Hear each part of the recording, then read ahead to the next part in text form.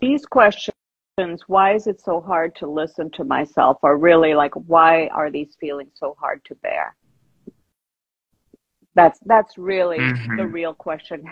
Help me bear this. Help me find some comfort. Help me find some peace Yes. with it. Right now, to me, if you know that you have this terror, if you know you have this sadness or this rage, you're listening. You're halfway there, you just can't bear it. So what can you do to be the kind of listener that that mother was, who I described, to her child? Meaning, you can comfort yourself, you can be glad to be alive, you can move on with doing the dishes or whatever the tasks at hand were. So let me just say what I think is the first thing that you have to do to listen to yourself. You have to do what every psychoanalyst does. As soon as a patient walks in the room, you have to do a diagnosis. And the diagnosis you have to do is, can I listen to myself?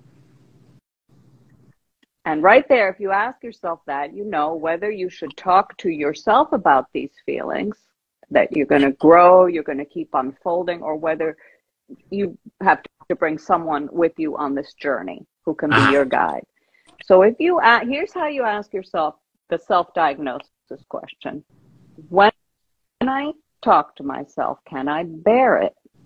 Now, if you can bear it, then you can find what you need in that so moment. what does that mean exactly?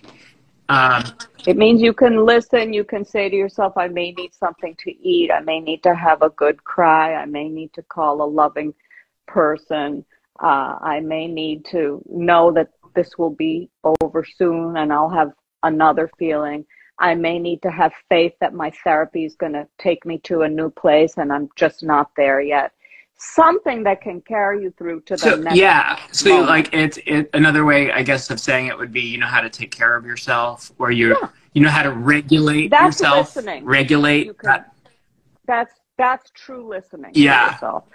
You're not at war with. Now, if you too much, this is a self-diagnosis, and you know it's too much, you can't do any of that. You're just going to feel terrible, and you're going to fight the feeling.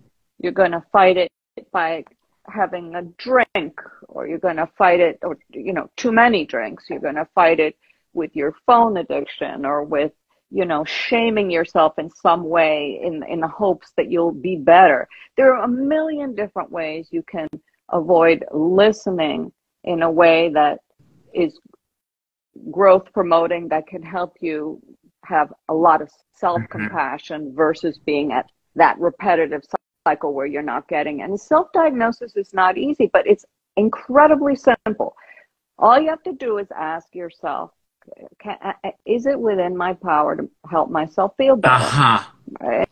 And it's a simple yes or no answer. And here's the thing: if the answer is no, that means that you can look forward to uh, eventually being able to see that terror, that sadness, that grief in a different way that will make it bearable. Because, see, we have attitudes towards these feelings that are Yeah. unconscious.